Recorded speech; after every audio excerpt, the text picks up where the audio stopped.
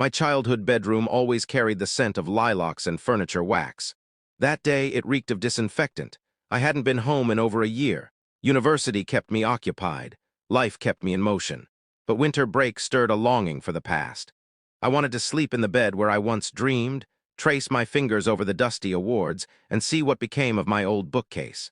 But when I asked, my mom snapped, "Stay out of there," too sharply. "It's just storage now," my dad mumbled.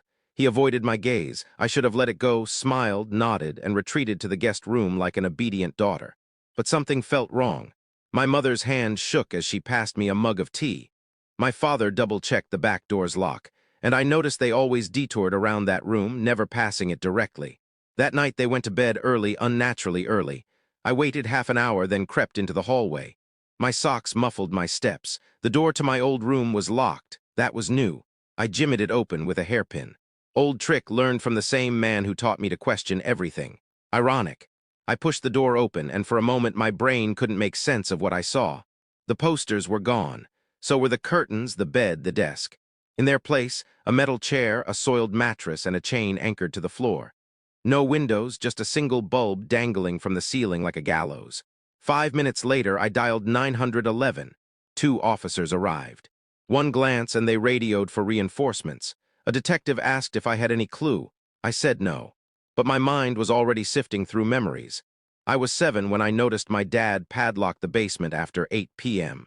11 when I saw him snatch a package from my mother's hands and mutter something that made her sob. 17 when I spotted blood on the laundry room floor and was told it was just drippings from the garbage. I wanted to trust them. I needed to, but that room obliterated every lie they'd fed me. They were arrested that night. They didn't fight it. My mother kept asking if I'd eaten. My father stared at me like I'd plunged a knife into his heart. In a way, I had. The investigation moved swiftly, too swiftly, because there were fingerprints, hair, DNA. The room had been cleaned recently, sloppily. Then came the evidence, photographs, logs, a burner phone stashed in my dad's toolbox, messages, deals, descriptions. They trafficked people, girls, mostly teenagers, some older, some younger. They used my old room as a temporary cage before moving them. My awards were boxed in the garage next to duct tape and tranquilizers. I didn't weep. I didn't shout. I became calm, the kind of calm that knows yelling changes nothing, but strategy might. They made one mistake. They kept records. My father, the meticulous bookkeeper, was too proud to destroy them. He logged everything, dates, payments, destinations. He thought he was clever.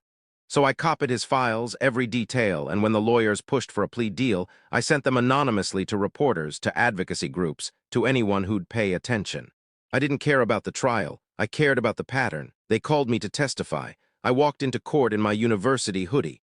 My mom wouldn't meet my eyes. My dad grinned like he still had a shot. I sat, swore an oath, and severed every tie with one line. My parents aren't who they claim to be, and I have evidence. The aftermath was cataclysmic. Every account frozen, every asset confiscated, the house seized. I watched it collapse from the sidelines as investigators tagged the walls. Someone scrawled, "Beasts live here," across the garage. I didn't stop them. The victims came forward. 16 women, 2 boys, 1 girl from my old school. She remembered the lilac scent. She said she screamed once and my mom brought her water, but no rescue. That girl didn't look at me with anger. She looked at me like she needed me to keep going. So I did.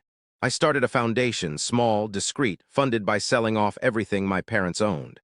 Their dirty money became recovery money, shelters, legal help, counseling. I gave the victims back time. Do I feel guilt?